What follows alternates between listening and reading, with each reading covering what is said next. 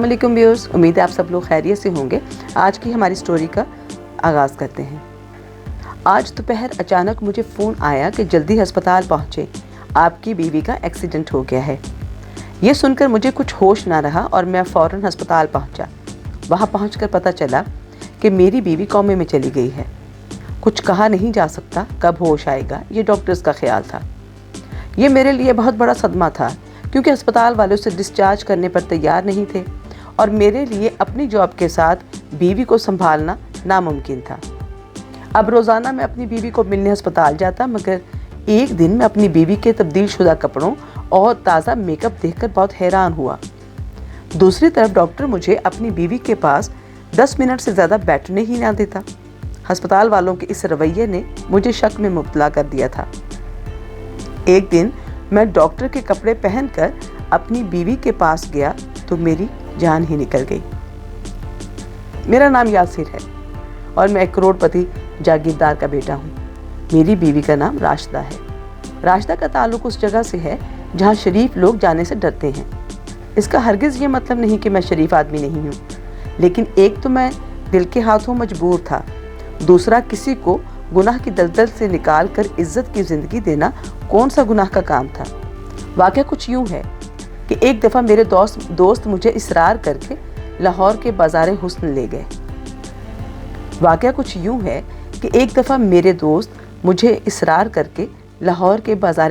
گئے۔ اس جگہ کے رنگ ہی عجیب تھے۔ ہر چوبارے سے کوئی نہ کوئی پری اپنے آپ کو نمایاں کر رہی تھی تاکہ آپ ان کی طرف متوجہ ہوں۔ اب ہوا یوں کہ گیا تو میں اپنے دوستوں کے اصرار پر تھا، مگر راشدہ کا رقص دیکھ کر میں دنگ رہ گیا۔ راشدہ جب رقص کے لیے آئی تو مجھے ایسے لگا جیسے آسمان سے کوئی پری اتر آئی ہو۔ بس میں تو اس کی جھیل سی آنکھوں کا ایسا دیوانہ ہوا کہ اب دوستوں سے بھی چوری میں اس بازار جانے لگا۔ میں ہر رات راشدہ کا رقص دیکھنے جاتا تھا۔ روپے پیسے کی مجھے کوئی کمی نہیں تھی، بس دل کھول کر میں اس پر پیسہ لٹاتا۔ اس کوٹھے کی سردار زرینہ بائی تھی۔ زرینہ مجھ سے بہت متاثر تھی۔ ایک دفعہ میں دن کے وقت راشدہ کو ملنے چلا گیا۔ پہلے تو زرینہ بائی نے انکار کر دیا، مگر جب میں نے اس کے سامنے نوٹوں کی گڈی رکھی تو اس کی بانچھیں کھل گئیں اور وہ راشدہ سے ملاقات کرانے پر راضی ہو گئی۔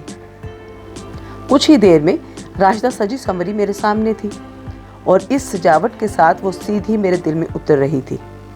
میں کافی دیر اس کے ساتھ بیٹھا باتیں کرتا رہا۔ وہ ایک ذہین اور سمجھدار لڑکی تھی۔ اس کی باتوں میں اس کی ذہانت جھلکتی تھی۔ اس کی صحبت میں کوئی بور نہیں ہو سکتا تھا۔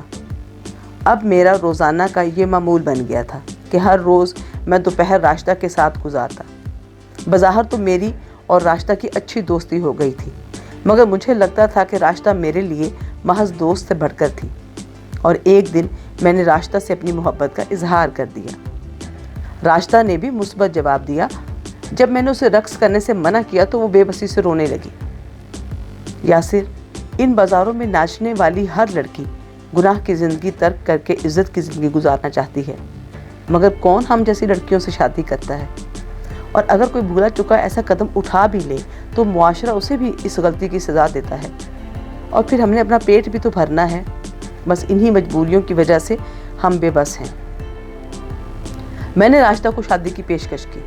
وہ بہت خوش ہوئی اور میرے قدموں میں بیٹھ کر بولی، اگر آپ مجھ سے شادی کر کے یہاں سے لے جائیں گے تو ساری زندگی میں آپ کی بیوی نہیں بلکہ کنیز بن کر رہوں گی، اور جیسا آپ کہیں گے ویسا ہی کروں گی۔ اب ہم دونوں تو راضی تھے، مگر زرینہ بائی راشدہ سے ہیرے کو کیسے چھوڑ سکتی تھی؟ ادھر میرے والد ایک جاگیردار تھے، وہ ایسی بہو کسی صورت برداشت نہیں کر سکتے تھے، مگر پیسہ ہو تو کسی نہ کسی حد تک مسئلے حل ہو ہی جاتے ہیں۔ بس زرینہ بیگم کو بھاری رقم ادا کی تو اس کا منہ بھی بند ہو گیا۔ اب میں نے اپنے ماں باپ کو اس شادی سے لا علم رکھا کہ جو ہی حالات سازگار ہوں گے ان کو بتا دوں گا، اور راشدہ سے شادی کر کے الگ گھر میں رہنے لگا۔ میں اور راشدہ دونوں اپنی زندگی سے بہت خوش تھے اور ہماری زندگی اچھے سے گزر رہی تھی کہ اچانک یہ حادثہ ہو گیا جس کا میں نے سوچا بھی نہیں تھا۔ میں آفس میں تھا جب راشدہ نے فون کر کے مجھ سے بازار جانے کی اجازت مانگی، اور کچھ دیر بعد اس کے ایکسیڈنٹ کی خبر آ گئی۔ ایکسیڈنٹ کا سنتے ہی میرے تو قدموں تلے سے زمین نکل گئی۔ میں بھاگا ہسپتال پہنچا، جہاں پہنچ کر مجھے پتہ چلا کہ میری بیوی کومے میں چلی گئی ہے۔ اور نہیں معلوم کب ہوش میں آئے گی۔ یہ سب اتنا اچانک تھا کہ مجھے کچھ سمجھ ہی نہیں آ رہا تھا۔ میں ہسپتال کے بینچ پہ بیٹھا کافی دیر روتا رہا۔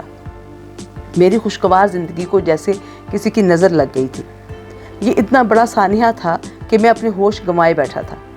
جب کچھ سمجھ نہیں آیا تو آفس سے چھٹی لے کر اپنے گاؤں چلا گیا۔ میرے والدین مجھے دیکھ کر حیران تھے کہ میں نے اپنی کیا حالت بنا لی ہے۔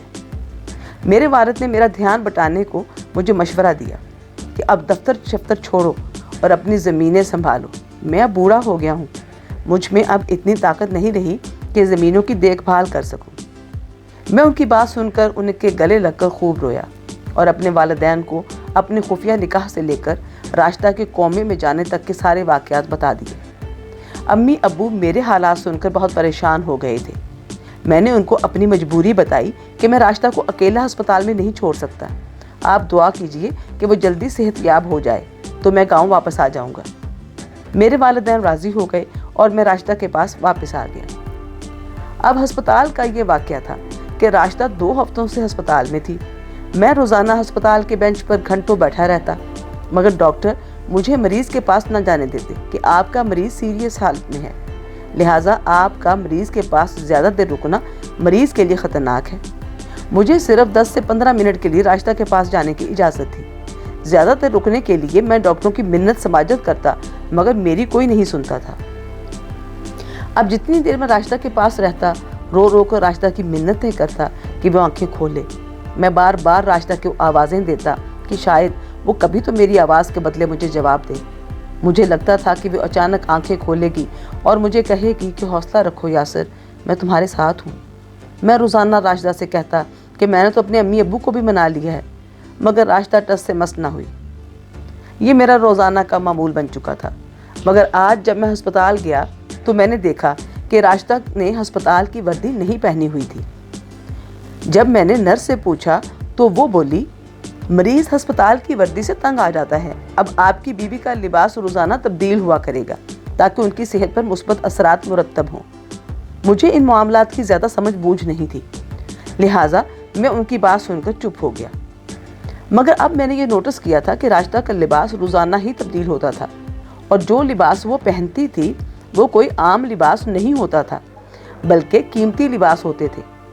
یہ معمہ میری سمجھ سے بالاتر تھا کہ کیا ہسپتال والے خود مہنگے لباس سلوا کر اپنے مریضوں کو پہناتے ہیں؟ اور دوسری بات کہ راشدہ کے چہرے پر مٹے مٹے میک اپ کے آثار بھی ہوتے تھے۔ میں حیران ہو کر نرس سے پوچھتا، چلو لباس تو آپ لوگ بدلواتے ہیں، لیکن راشدہ کے چہرے پر میک اپ کے آثار کہاں سے آتے ہیں؟ آخر یہ سب کیا ہو رہا ہے؟ میں نے محسوس کیا میرے سوال پر نرس گھبرا گئی تھی۔ اب مجھے راشدہ کی فکر لاحق ہو گئی تھی۔ میری چھٹی حس مجھے راشدہ کے بارے میں شبہ میں مبتلا کر رہی تھی۔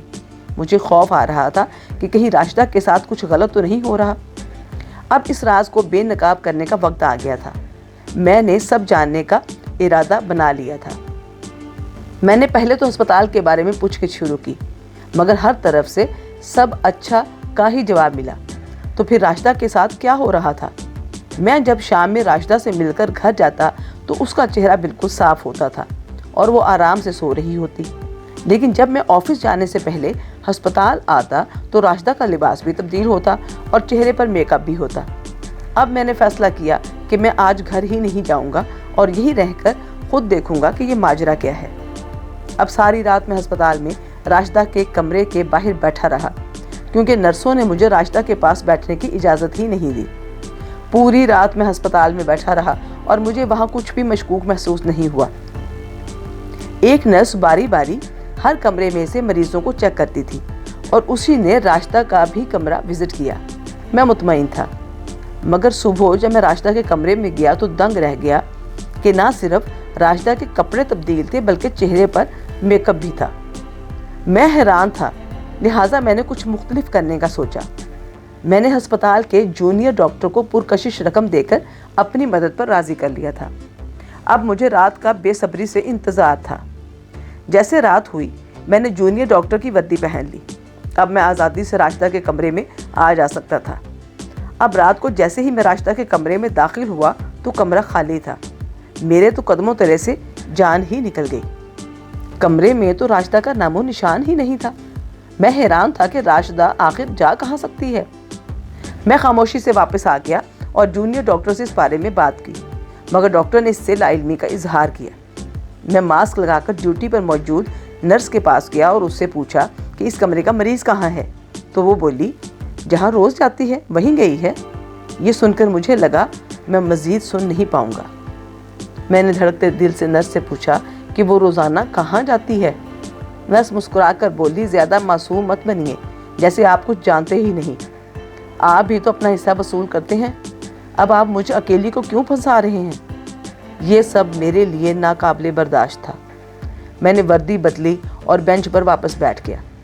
پوری رات میں نے پلک نہیں جھپکی تھی۔ میں راشدہ کو رنگے ہاتھوں پکڑنا چاہتا تھا، مگر صبح کے 9 بج گئے تھے اور راشدہ ابھی تک واپس نہیں آئی تھی۔ ڈیوٹی پر موجود نرس کو میں نے کہا میں اپنی بیوی کو دیکھ کر آفس جانا چاہتا ہوں۔ وہ بولی آپ مل لیجئے، 10 منٹ آپ کے پاس ہیں۔ میں اجازت ملتے ہی بھاگتا ہوا راشدہ کے کمرے کی طرف بھاگا تو کیا دیکھا کہ راشدہ مندمل شدہ میک اپ اور تبدیل شدہ لباس کے ساتھ اپنے بستر پر سو رہی تھی۔ اب مجھے سارا معاملہ سمجھ آ چکا تھا۔ اب معاملہ یوں تھا کہ راشدہ کو اغوا کرنے والا یقیناً ہسپتال کا پچھلا دروازہ استعمال کرتا ہے، اس لیے میں نے ہسپتال کے پچھلے دروازے کی رکھوالی کا فیصلہ کیا۔ اب میں نے ہسپتال والوں کو یقین دلانے کے لیے کہ میں راشدہ کے کمرے میں گیا اور وہاں جان بوجھ کر انتظار کیا۔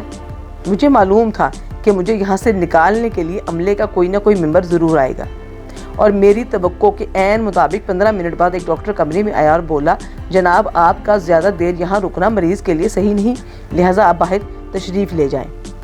میں نے اس بات میں سر ہلایا اور ڈاکٹر سے کہا کہ ڈاکٹر صاحب میں 2-3 دن کے لیے اپنے گاؤں جا رہا ہوں، لہٰذا میں ہسپتال کا چکر نہیں لگا سکوں گا۔ آپ پلیز میری بیوی کا خیال رکھیے گا، اور اگر کوئی ایمرجنسی ہوئی تو مجھے کال کر کے بلا لیجئے گا۔ ڈاکٹر نے راشدہ کا خیال رکھنے کا وعدہ کیا تو میں بے فکر ہو کر اپنے آفس چلا گیا۔ شام میں چہرے پر ماسک لگا کر ہسپتال کے پچھلے دروازے پر بیٹھ گیا۔ پچھلے گیٹ پر بیٹھے ہوئے ابھی تھوڑی ہی دیر گزری تھی کہ میری آنکھوں نے کچھ ایسا دیکھا کہ اپنی آنکھوں پر یقین ہی نہیں ہو رہا تھا۔ راشدہ اپنے قدموں پر چل کر ہسپتال سے باہر نکلی اور ایک بڑی سی گاڑی میں بیٹھ کر چلی گئی۔ میں اس لمحے کس کرب سے گزر رہا تھا وہ میں ہی جانتا تھا، مگر میرا راشدہ کے پیچھے جانا بھی ضروری تھا۔ میں راشدہ کی گاڑی کا پیچھا کر رہا تھا۔ آج تو سرپرائزز کی بھرمار تھی، صدمے پر صدمہ مل رہا تھا مجھے۔ راشدہ کی گاڑی کا پیچھا کرتے ہوئے میں اسی جگہ پہنچ گیا جس دلدل سے میں راشدہ کو نکال کر لایا تھا۔ مجھے بہت دکھ تھا۔ میں نے راشدہ کو محبت، عزت، آرام اور اپنے گھر کی 4 دیواری دی تھی، مگر وہ تو اسی گندگی میں واپس لوٹ گئی جہاں سے میں اسے نکال کر لایا تھا۔ راشدہ کے کوٹھے میں داخل ہونے کے 10-15 منٹ بعد میں بھی کوٹھے میں داخل ہو گیا۔ ماسک کی وجہ سے میں پہچانا نہیں جا سکتا تھا۔ کچھ دیر بعد میرا تو حال برا تھا جب میں نے دیکھا کہ راشدہ رقص میں مدہوش ہے۔ دل چاہا کہ ابھی اسے طلاق دے دوں، مگر میں نے صبر کیا۔ میں اس سارے ڈرامے کی حقیقت جاننا چاہتا تھا۔ راشدہ نے مجھے دھوکہ کیوں دیا تھا؟ اگر رقص کا اتنا شوق تھا تو پارسائی کا ڈرامہ رچانے کی ضرورت کیا تھی؟ صبح جب محفل ختم ہوئی اور لوگ چلے گئے، میں راشدہ کے سامنے کھڑا ہو گیا۔ میرے چہرے سے ماسک ہٹانے کی دیر تھی کہ اس کو تو جیسے سانپ سونگھ گیا۔ خوف سے اس کا چہرہ سرد پڑ گیا۔ میں کرب میں رونے لگا۔ راشدہ، اگر تم یہ سب نہیں چھوڑ سکتی تھی تو شادی کیوں کی مجھ سے؟ کیوں مجھے دھوکہ دیا؟ تمہاری خاطر میں نے اپنے ماں باپ کا دل دکھایا، مگر پھر بھی تم بے وفا نکلی۔ راشدہ روتے روتے بولی، کچھ لوگوں کے مقدر میں آرام، سکون اور عزت نہیں ہوتی۔ میں آپ کے ساتھ بہت خوش پاش زندگی گزار رہی تھی، مگر میری مجبوری مجھے دوبارہ اسی گندگی میں لے آئی۔ میں چلا کر بولا، آخر ایسی کیا مجبوری تھی جو تمہیں میرے ساتھ دھوکہ کرنا پڑا؟ کچھ دیر بعد وہ بولی، تم سے پہلے ہمارے کوٹھے پر ایک سیٹھ آیا کرتا تھا، وہ میرے رقص کا دیوانہ تھا۔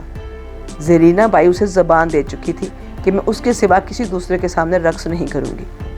پھر اچانک وہ سیٹھ غائب ہو گیا اور مجھے ملنے والی رقم بھی بند ہو گئی۔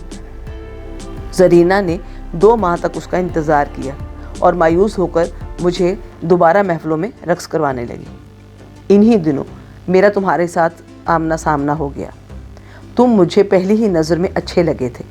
پھر ہماری محبت پروان چڑھی، مگر ہماری شادی کے صرف 2 ماہ بعد ہی وہ سیٹھ واپس آ گیا۔ پہلے تو زرینہ نے اس کو انکار کر دیا، مگر جب اس نے آپ کو قتل کرنے اور زرینہ آپا کو نقصان کی دھمکی دی تو میں مجبور ہو گئی، اور جیسے جیسے وہ کہتا رہا میں کرتی رہی، صرف آپ کی زندگی کی خاطر۔ اسی لیے جھوٹے ایکسیڈنٹ کا بہانہ بنایا، ہسپتال کے ڈاکٹر نرس کو اپنے ساتھ ملایا، اور روزانہ رات کو میں اس سیٹھ کے لیے رقص کرتی تاکہ اس کا دھیان تمہاری طرف سے ہٹا رہے۔ تم روزانہ 10-15 منٹ کے لیے میرے پاس آ جاتے تھے تو میں تمہیں دیکھ لیتی تھی اور تمہارا حال بھی پتہ چل جاتا تھا۔ میں نے پوچھا کیا اس زندگی سے خوش ہو؟ وہ بولی میں اپنی عزت کی زندگی کو بہت مس کرتی ہوں، کاش یہ سیٹھ پھر سے غائب ہو جائے۔ میں نے راشدہ کا ہاتھ پکڑ کر اسے کہا، باہر کے لوگ اس شخص کو ہی توڑنے میں کامیاب ہوتے ہیں جو اپنے گھر والوں سے باتیں راز رکھتے ہیں۔ اگر تم یہ سیٹھ والی بات مجھ کو پہلے بتا دیتی تو میں پہلے ہی اس کا حل نکال دیتا اور تم کو بھی پریشانی کا سامنا نہ کرنا پڑتا۔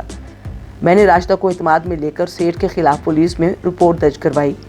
اس کا پہلے بھی ریکارڈ اچھا نہ تھا، پولیس اسے پکڑ کر لے گئی۔ میں اپنے وعدے کے مطابق گاؤں واپس آ گیا تھا۔ میرے والدین نے کھلے دل سے راشدہ کو قبول کر لیا اور راشدہ نے گاؤں کے ماحول کو، اور یوں اللہ کے فضل و کرم سے میری زندگی سکون سے گزرنے لگی۔ عزیز ویورز، اس کہانی کے بے تحاشا اسباق میں سے ایک سبق یہ بھی ہے کہ اپنے عزیز دوستوں، اپنے عزیزوں، اپنے عزیز رشتوں کو کبھی بھی اپنے راز جن سے آپ کو خطرہ ہو، آپ کو تھریٹ ہو، نہ چھپائیے۔